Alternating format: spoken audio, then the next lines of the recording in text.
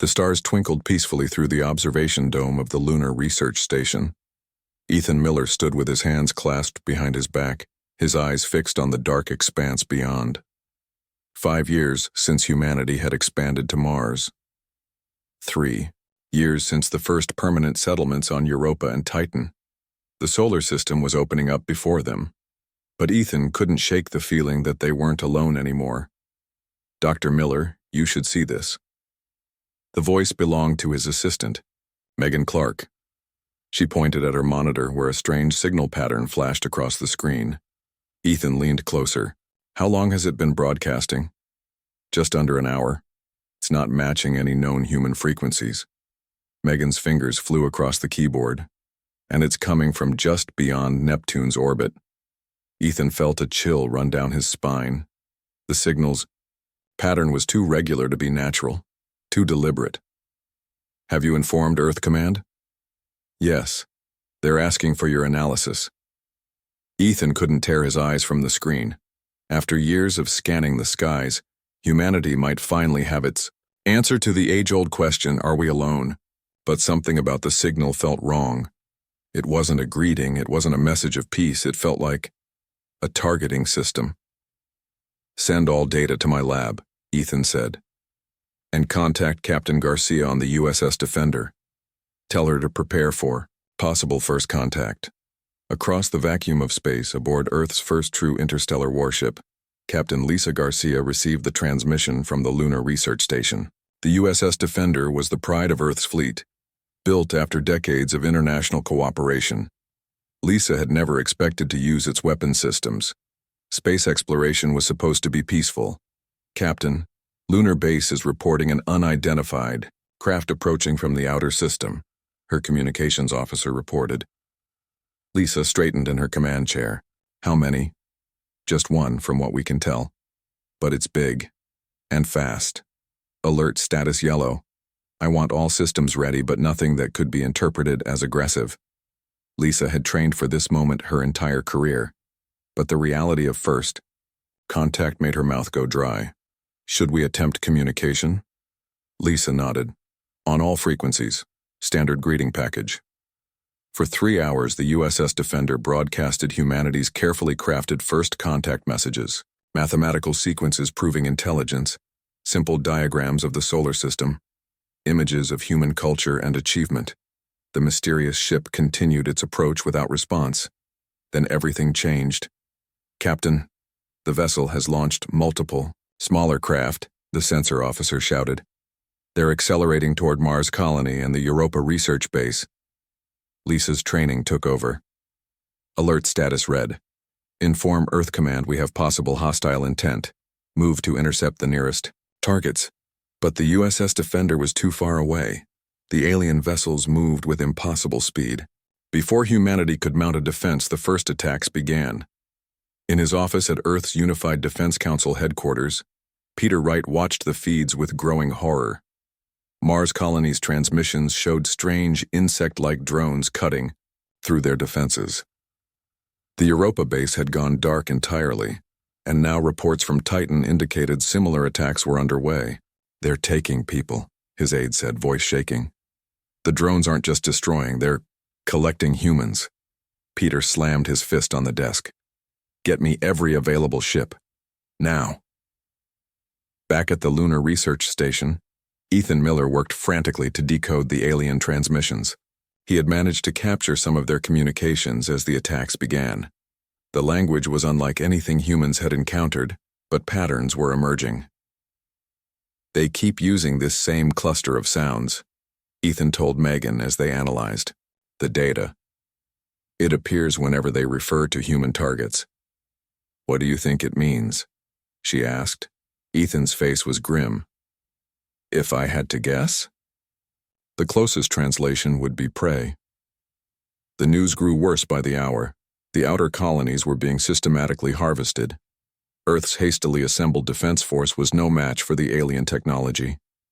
Only the USS Defender had managed to score any success, disabling one of the smaller scout ships that had ventured too close to Earth. As the damaged scout ship was towed to the lunar base for study, Lisa Garcia stood in the airlock, waiting with a heavily armed team. The alien vessel looked like a cross between a manta ray and a scorpion, its dark hull reflecting no light. Bioscanners indicate one life form still active inside, the security chief reported. It appears to be injured. Let's move carefully, Lisa ordered. I want it alive if possible. We need answers. The team cut their way into the alien craft. The interior was humid and dimly lit with a reddish glow. Strange symbols lined the walls, and the air smelled like iron and something else. Something alien. They found the pilot in what appeared to be the control room. It was nearly 7 feet tall, with a body covered in hard plates like an exoskeleton. 4 arms ended in clawed hands. Its face was a nightmare of compound eyes and mandibles. One of its legs was crushed under collapsed equipment. Secure it, Lisa ordered as the creature hissed and clicked at them. Get Dr. Miller up here immediately. 2 hours later, Ethan stood before the contained alien. Its plates were a deep purple black with intricate patterns etched into them. They're not just armor, Ethan explained to Lisa and Peter, who had arrived from Earth.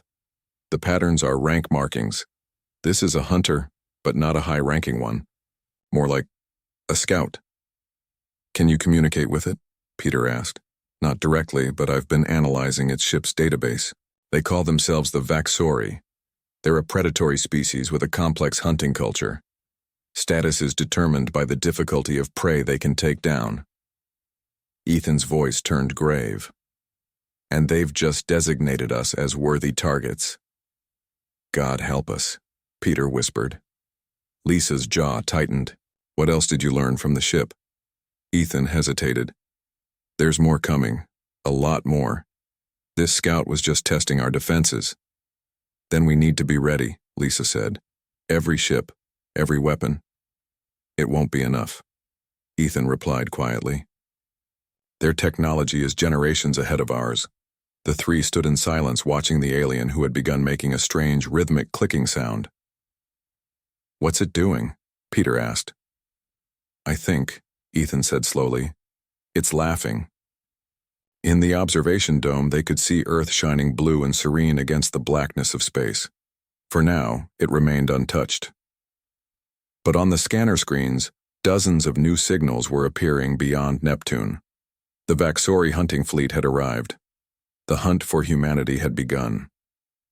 Ryan Blackwood watched the red dust of Mars swirl outside the broken window of what had once been the colony's main control center. 3 days since the Vaxori attack.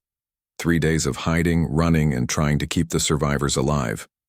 He pressed his hand against the cracked glass, feeling the vibration of alien ships passing overhead. They're searching the eastern quadrant now, said Alicia, a young engineer who had escaped with him. They won't find the others if they stay in the old mining tunnels. Ryan nodded. Before the attack, he had been just another security officer at the Mars colony. Now he was leading 27 survivors in a desperate fight to stay alive.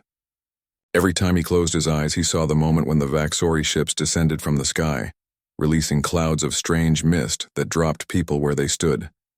His wife and daughter had been among the first taken. We need to move, Ryan said, checking the makeshift weapon in his hands. The colonists had discovered that their mining lasers, when modified, could penetrate Vaxori armor. It wasn't much, but it was something. Night is our best cover. Across the solar system, the USS Defender drifted in the shadow of Europa's ice sheets. The ship's hull showed scars from their narrow escape from the Vaxori fleet. Inside the medical bay, Lisa Garcia stood over the alien they had captured, now restrained and under sedation. What have you learned? She asked Ethan Miller, who hadn't slept in 36 hours. Their biology is fascinating, Ethan said, pointing to a scan of the alien's internal structure. They evolved as apex predators on a world much harsher than Earth. Their society revolves around hunting. It gives them status, resources, mates, and they've been doing it across multiple star systems for thousands of years. Lisa frowned. So, we're just their latest target? Yes, but there's something unusual happening. Look at these markings being added to their ships. Ethan showed her images captured by the Defender's cameras. They're elevating our status. Most species they hunt don't fight back effectively. We're impressing them. That's supposed to make me feel better? Lisa shook her head. Earth's defense grid is holding for now, but they're systematically taking every outer colony. We need an advantage. The alien on the table stirred, its multiple eyes focusing on them. It made a series of clicks and hisses. It's been doing that whenever I'm in the room, Ethan said. I think it's trying to communicate. Can you understand any of it? Not yet, but I've been calling it Krenta. It seems to respond to that sound. In her lab at the Lunar Research Station, Caroline Mason stared at the results of her latest test. The Vaxori tissue sample gleamed under the harsh light, turning black where it had made contact with the earth metal. Try copper next, she told her assistant. They had discovered by accident that certain earth metals caused a severe reaction in Vaxori biology. Something in their cellular structure couldn't process these elements. Caroline had been a weapons engineer before the invasion. Now she worked day and night to turn this weakness into humanity's defense. Each test brought them closer to a weapon that could even the odds. Her computer terminal beeped with an incoming message. It was from Peter Wright at Earth Command. The Vaxori have breached Titan's defenses, he reported, his face grim on the screen. We've lost contact with the colony, and our long-range scanners show they're preparing for a major push toward the inner system. We're running out of time, Dr. Mason. Caroline looked at the blackened alien tissue. I might have something. Give me 48 hours. On Mars, Ryan led his group through underground tunnels toward an abandoned research outpost. They moved, in silence, each person carrying what supplies they could salvage. The tunnels smelled of rust and recycled air. Did you hear that? Alicia whispered, freezing in place. Ryan raised his hand, signaling everyone to stop. The sound came again, a faint scraping from around the next bend. He readied his weapon. A tall, armored figure stepped into view. Its purple-black carapace gleamed in the dim light of their lamps. 4 arms held various devices, one of which Ryan recognized as a weapon. The Vaxori hunter tilted its head, compound eyes reflecting their light. It made a chittering sound that might have been satisfaction. It had found prey. Ryan didn't hesitate. He fired the modified mining laser, catching the alien in what passed for its shoulder. The hunter staggered, but didn't fall. It raised its weapon. Alicia and 2 others fired as well, their beams striking different parts of the Vaxori's body. With a screech that echoed through the tunnels, the hunter collapsed. Move! Ryan shouted. They hunt in packs! They ran deeper into the tunnels, the sounds of pursuit growing behind them. Ryan knew they couldn't outrun the Vaxori forever, but they could outsmart them. Humans knew these tunnels. The aliens didn't. At the junction ahead, Ryan split the group. Alicia, take half to the north exit. I'll lead the rest as a decoy. That's suicide, she protested. No, it's hunting, Ryan replied. And humans know how to hunt too. Aboard the Vaxori command ship, High Hunter Vorak reviewed the reports from his subordinates. The human resistance was stronger than expected. The Mars colony still hadn't been fully captured. The Earth defense grid had repelled 3 attacks, and most troubling, the human vessel that had disabled one of his scout ships continued to elude capture.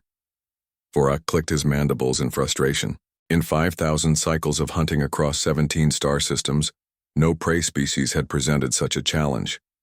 It was invigorating. The human female captain, he said to his second-in-command in their native tongue. The one who commands. The ship that took our scout. I want her captured alive. It will be done, High Hunter. Vorak turned his attention to the holographic display of the human solar system, such a small territory yet defended with unexpected ferocity. His hunting instincts told him there was something unique about these humans, something that made them different from all the prey that had come before. Back on the Lunar Research Station, Ethan Miller made a breakthrough. He had been studying the Vaxori communication patterns when he realized they relied heavily on pheromones, along with their verbal clicks and hisses. That's why our first contact attempts failed, he explained to Lisa Garcia over a secure channel. Their language is only partly audible, the rest is chemical. Can we use this? Lisa asked. Her ship was hiding in Saturn's rings waiting for a chance to strike at the Vaxori fleet. Maybe. I'm working on a way to disrupt their communications. And there's something else. Ethan lowered his voice. The captured Vaxori, Krenta, has been observing us. I think it's learning our language faster than we're learning theirs. Be careful, Lisa warned. These aren't just aliens. They're predators. That's what worries me, Ethan replied, because from what I can tell, they've never failed to hunt a species to extinction once they've started, and I don't think they plan to make an exception for us. As the communication ended, Ethan turned to find Krenta watching him through the transparent barrier of its containment cell. The alien raised one clawed hand and deliberately tapped twice on the barrier, the same way Ethan had tapped his desk while thinking.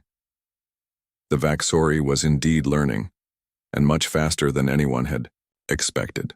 Samuel Walsh stood outside the containment cell, watching as Krenta made a series of gestures with its forearms.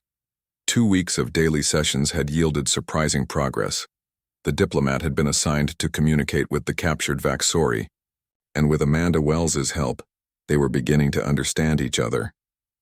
It's trying to explain their social structure again, Amanda said quietly. The psychologist had a gift for reading alien body language. See how it keeps making that pyramid shape with its lower arms? That's their hierarchy. Samuel nodded. Ask it about why they hunt. Amanda made a sequence of clicks using the basic translator device Ethan Miller had built. Krenta tilted its head, compound eyes reflecting the light, then responded with its own series of clicks and a release of pheromones that the sensors in the room detected and translated. It says hunting is their purpose, Amanda translated. Species that don't provide challenge aren't worthy of respect. They only hunt those who can fight back. So this is some kind of sport to them? Samuel asked, disgusted.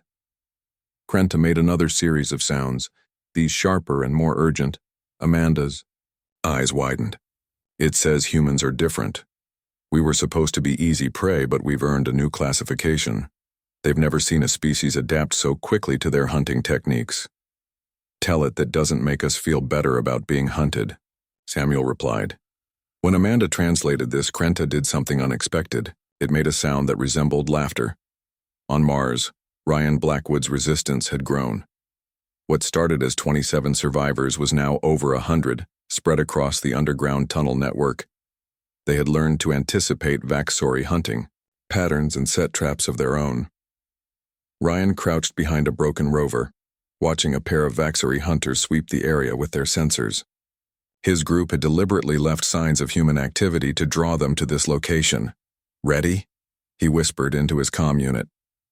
Ready, came Alicia's reply from her hidden position. Ryan gave the signal. From 3 different points, modified mining, lasers fired at the hunters. One fell immediately, its armor cracking under the concentrated beams. The other turned to fire back but stepped onto the pressure plate Ryan had installed. The ground beneath the alien collapsed, sending it tumbling into a deep pit. Secure the weapons, Ryan ordered. Each Vaxori weapon they captured gave them another advantage. They were learning, adapting, becoming hunters themselves. As his team moved in to collect their prizes, Ryan's comm unit crackled.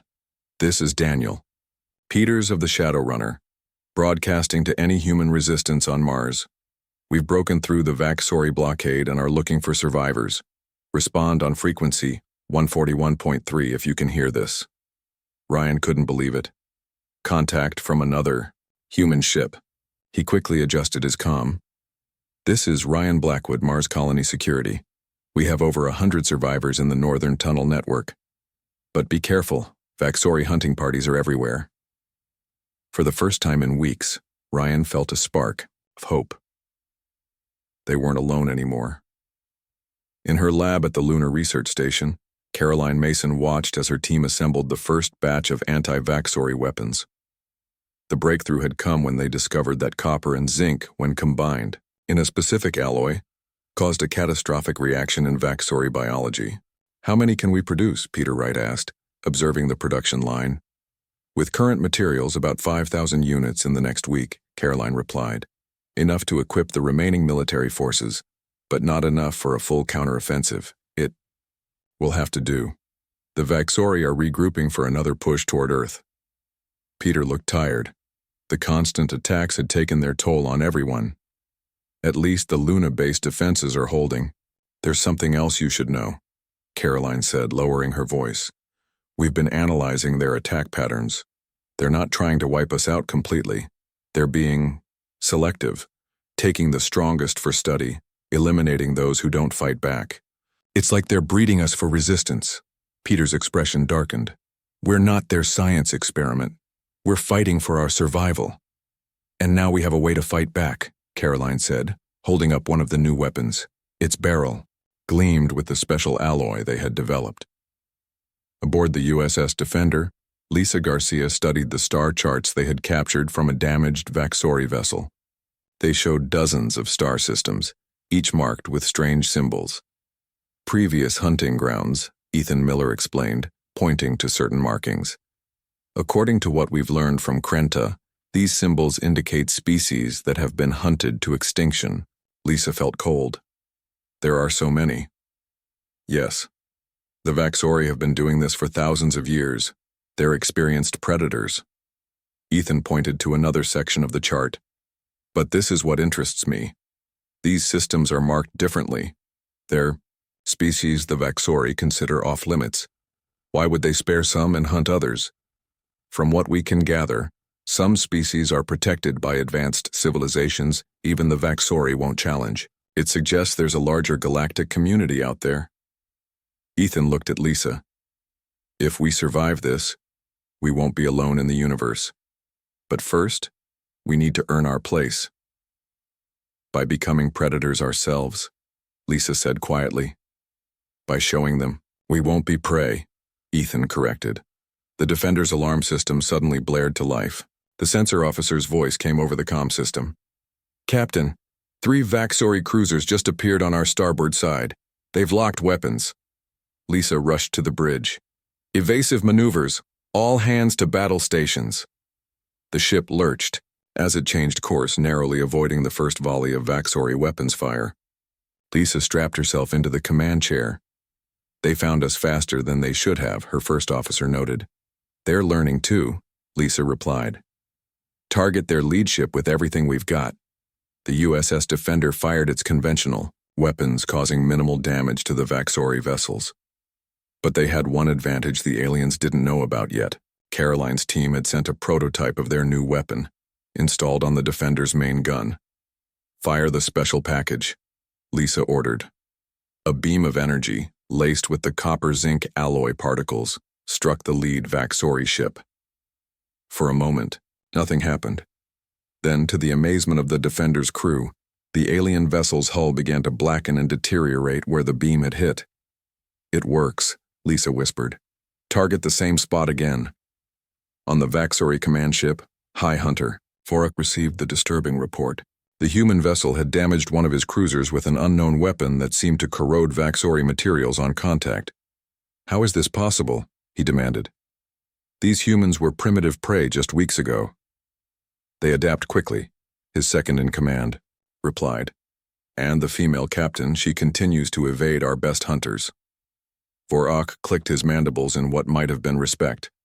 Bring me the latest specimens from the Mars colony. I want to understand what makes these humans different. In his private thoughts, what troubled Vorak most wasn't that humans fought back. Many species did at first. What troubled him was how quickly they learned, how effectively they turned weakness into strength. In all his years of hunting, he had never seen prey become predator so fast. And deep in the holding cell on the lunar base, Krenta watched the humans with growing fascination. These creatures were nothing like what the hunting fleet had expected. They weren't just surviving, they were beginning to hunt the hunters. Perhaps, Krenta thought, it was time to reconsider what it meant to be prey and predator in this vast galaxy. Admiral Nathan Cole looked out at the assembled fleet from the bridge of the EDS Retribution. 6 weeks ago, Earth had barely managed to field a few dozen ships against the Vaxori threat.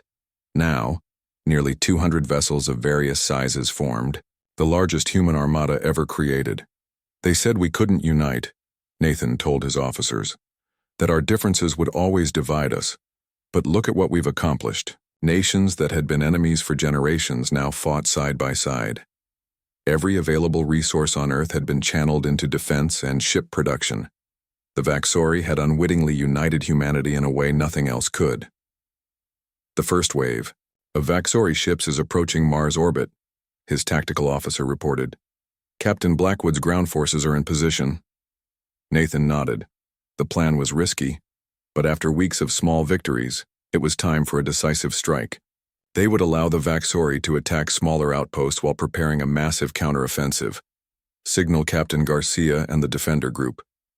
Operation Predator begins now. On Mars, Ryan Blackwood and his resistance fighters watched as Vaxori landing craft descended toward what appeared to be an abandoned human outpost. In reality, the site was carefully prepared. They took the bait, Ryan said into his comm unit. All teams, stand by. The Vaxori hunters emerged from their craft, moving with practiced efficiency as they surrounded the outpost. Their confidence was clear in their relaxed posture. They expected easy prey. Ryan waited until they were in position. Now, from hidden positions all around the outpost, humans fired the new copper-zinc alloy weapons. The specialized ammunition broke apart on impact, sending particles into the Vaxori armor. Within seconds, the hunters began to convulse as their exoskeletons darkened and cracked. At the same time, Daniel Peters's ship, the Shadow Runner, appeared from behind Mars's larger moon, leading a squadron of small fighters directly toward the Vaxori transport ships in orbit. This is Shadow Runner to all pilots, Daniel's voice came through the comm. Remember your training. Strike fast, hit the engines, then get clear. Olivia Bennett led her fighter squadron in a tight formation. The former civilian pilot had quickly become one of Earth's most effective combat flyers. Her ship was small and nimble, designed specifically to counter the larger Vaxori vessels. Target their tracking systems first, she instructed her squadron. Just like we practiced. The human fighters swarmed the Vaxori ships, focusing their fire on specific weak points that Ethan Miller's team had identified. The aliens responded with their own weapons, but they seemed confused by the precise nature of the human attack. They're not used to being hunted, Olivia remarked as she lined up another shot. In his laboratory on the lunar base, Ben Harper worked frantically to integrate Vaxori shield technology into human systems. The reverse engineering process had been challenging, but after capturing several intact alien vessels, they had made breakthrough after breakthrough. Try it now, he told his team as they powered up the modified shield generator. The air around the test platform shimmered, then solidified into a transparent barrier. When they fired a conventional weapon at it, the shield absorbed the energy completely. It works, one of the technicians shouted. Ben allowed himself a brief smile before refocusing. Start production immediately. Every ship in the fleet needs this technology. On the Vaxori command ship, High Hunter Vorak reviewed the latest battle reports with growing concern.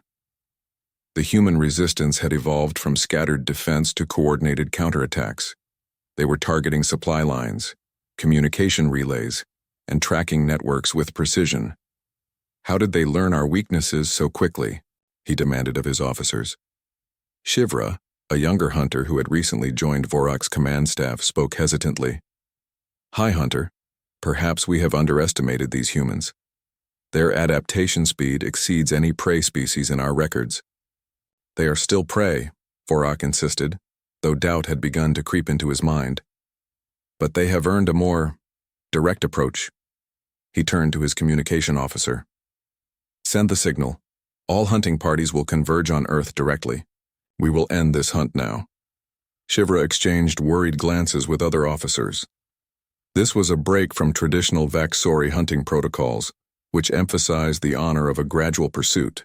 Vorak's frustration was leading him to dishonorable tactics.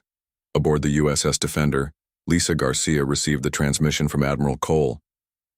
The Vaxori fleet is changing formation, she told her crew.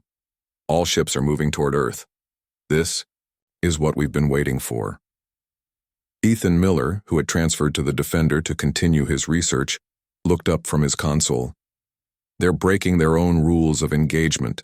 According to Krenta, this is considered dishonorable in their culture.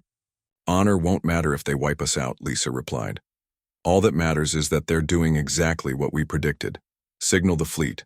Phase 2 begins now. Throughout the solar system, human ships that had been hiding in asteroid fields, behind moons and in the atmospheres of gas giants began to move. The Vaxori, focused on their direct assault on Earth, did not detect the hundreds of vessels closing in behind them. On Luna Base, Peter Wright watched the tactical display with Caroline Mason by his side. The human counterattack was forming, a massive pincer movement. Will it be enough? Caroline asked quietly. It has to be, Peter replied. Every ship we have is committed to this battle. Their conversation was interrupted by an urgent message from Samuel Walsh. Sir, the Vaxori prisoner is requesting to speak with you immediately. It says it's vital to the coming battle. Minutes later, Peter stood before Krenta's cell. The alien seemed agitated, its movements quick and jerky. What is it? Peter asked. As Amanda Wells operated the translation device, Krenta's response came through in broken English, supplemented by the translator. High Hunter Vorak dishonors the hunt. This attack not our way. Some Vaxori disagree with his methods. Peter leaned forward. Are you saying there's division among your people? Yes, many hunters believe humans have earned status above prey. Vorak refuses to accept. He fears what humans becoming. What are we becoming? Peter asked, Krenta's compound eyes fixed on him. Predators. Like us. In space, the battle began. The Vaxori fleet, nearly 500 ships, strong, moved toward Earth with deadly purpose. They did not detect Admiral Cole's forces closing in from behind. Their ships equipped with Ben Harper's reverse-engineered stealth technology. All vessels, prepare to fire, Nathan ordered. Target their engines and communication arrays first. His signal. 200 human ships opened fire simultaneously. The specialized weapons tore through Vaxori hulls, spreading the copper zinc compound that was lethal to their biology. Taken by surprise, the Vaxori fleet fractured into smaller groups, trying to respond to the unexpected attack. In the chaos, Lisa Garcia saw her opportunity. This is Captain Garcia to all Defender Group ships, she said. Target the command vessel. We're going after High Hunter Vorak. As the human forces closed in from multiple directions, the Vaxori found themselves in an unfamiliar position. For the first time in their long history of hunting across the stars, they were the ones being hunted. The stars seemed to vanish as hundreds of ships filled the space between Earth and its moon. Human and Vaxori vessels twisted and turned in a deadly dance. Beams of energy crisscrossed the void. The greatest space battle in human history had begun. From the command deck of the EDS Retribution, Admiral Nathan Cole directed the human fleet. All ships, execute Predator Protocol, he ordered. The strategy, created by tactical genius Alan Morris, used the Vaxori's hunting instincts against them. Human ships would appear vulnerable, drawing the aliens into traps where larger vessels waited with the new copper zinc weapons. They're responding exactly as predicted, his tactical officer reported. Their hunting formations are breaking up. Nathan nodded. Maintain pressure on their flanks, don't let them regroup.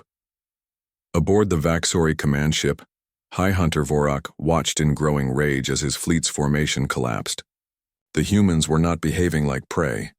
They attacked with precision, targeting communication relays and weapon systems with perfect accuracy. How are they anticipating our movements? He demanded. His question was answered when a junior officer reported, High Hunter, our command frequencies have been compromised. The humans are intercepting our orders. In her small workstation on Luna Base, Kira Young smiled as her computer decoded another batch of Vaxori communications.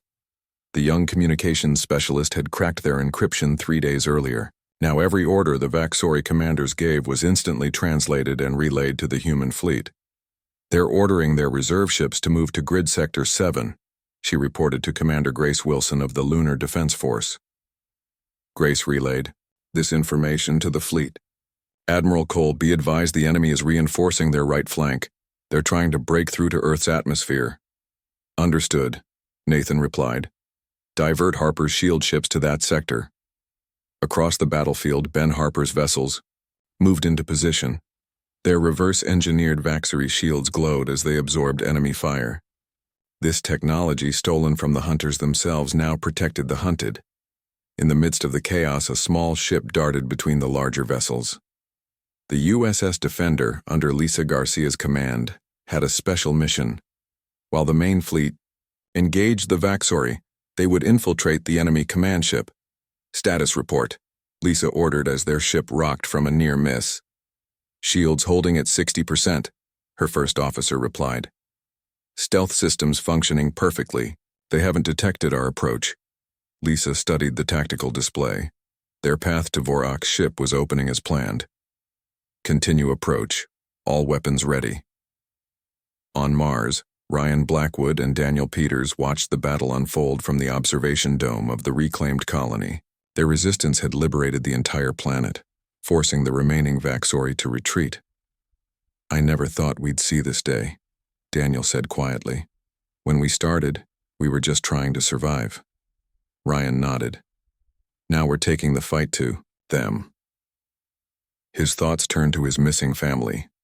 If they were still alive, still held on Vaxery ships, this battle might be their only chance for rescue. The Shadowrunner is ready, Daniel said, reading his friend's expression. We can still join the fight. Ryan turned to him with determination in his eyes. Let's hunt. Near Earth's orbit, the human counterattack gained momentum.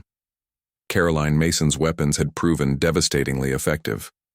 When the copper-zinc compound touched Vaxery ships, it spread like a disease through their living metal hulls. On the command deck of the lunar base, Peter Wright received an unexpected communication. Sir, we're picking up a transmission from the Vaxery fleet, but it's not on their usual frequencies. The screen flickered to life, showing a Vaxery hunter whose armor bore different markings than those they had encountered before. I am Elder Hunter Tazavor of the High Council, the alien said in halting English. I demand to speak with your leaders. Peter hesitated, then stepped forward. This is Peter Wright of Earth's Unified Defense Council. Your species fights with honor, Tazavor said. High Hunter Vorak has violated our hunting codes. His actions dishonor the Vaxery. I have come to observe and judge. This was unexpected. Peter glanced at Ethan Miller, who nodded encouragingly. What does this mean? For the battle? Vorak will not yield, Tazavor replied. But know that not all Vaxery support his methods. We hunt with honor or not at all. The transmission ended, leaving Peter bewildered. What just happened? Politics, Ethan said simply, even among predatory aliens. Aboard the USS Defender, Lisa Garcia's team prepared to board the Vaxery command ship. They had docked undetected at an emergency airlock, using the chaos of battle as cover. Each soldier carried one of Caroline's new weapons. Remember the plan? Lisa told her strike team. We find Vorak, we capture him if possible. If not, she left the alternative unspoken. The airlock cycled open, and they moved into the alien vessel. The interior was hot and humid, with walls that seemed almost alive. They encountered surprisingly little resistance as they moved toward the command center. Something's wrong, Lisa whispered. There should be more guards. They rounded a corner and found themselves face to face with High Hunter Vorak himself. The massive Vaxery stood nearly 8 feet tall, his armor bearing the marks of countless successful hunts. Behind him stood only 2 guards, not the dozen they had expected. Captain Garcia, Vorak said in a harsh approximation of English. I have waited for this meeting. Lisa raised her weapon. Surrender your ship and end this hunt. Vorak made a sound that might have been laughter. The hunt only ends when prey or hunter falls, and I have never fallen. Without warning, he lunged forward with impossible speed. Lisa fired, the copper zinc projectile grazing his armor. The Vaxari hunter staggered but did not fall. "Your weapons are clever," he said, "but I have hunted across 17 star systems. I am not so easily defeated." What followed was a brutal close-quarters battle. Lisa's team engaged the guards while she faced Vorak herself. The Vaxari hunter was incredibly strong, but Lisa was quick and determined. As they fought, something unexpected happened. Other Vaxari entered the chamber but did not join the fight. They simply watched. "The council observers," Vorak snarled. "Come to witness my victory." Lisa saw her opening. While Vorak was distracted, she fired directly at a seam in his armor. The copper zinc compound entered his system, and the mighty hunter fell to his knees. "Impossible," he gasped. "No prey. We're not prey," Lisa said firmly. "We never were." Across the solar system, the battle turned decisively in humanity's favor. The Vaxari fleet, in disarray after the boarding of their command ship, began to retreat. Some fought to the end, but many withdrew beyond Neptune's orbit. On the observation deck of the lunar base, Peter Wright received word of the victory. Beside him stood Krenta, now a reluctant ally. "What happens now?" Peter asked. Krenta's reply was translated clearly. "The Vaxari will remember this hunt for generations. You have done what no species has done before. You have changed from prey to predator. And will you hunt us again?" Krenta made a gesture that the translator interpreted as negative. That would not be hunting, that would be war. And even Vaxari know the difference. As the last enemy ships disappeared from Earth's sensors, humans throughout the solar system began the long process of rebuilding. They had lost much but gained something perhaps more valuable, a place in the larger galactic community not as victims, but as equals. And far beyond Neptune's orbit, Elder Hunter Tazavor composed his report to the Vaxari High Council. For the first time in their long history, they would mark a star system not with the sign for conquered prey, but with a new symbol altogether, the symbol for fellow hunters.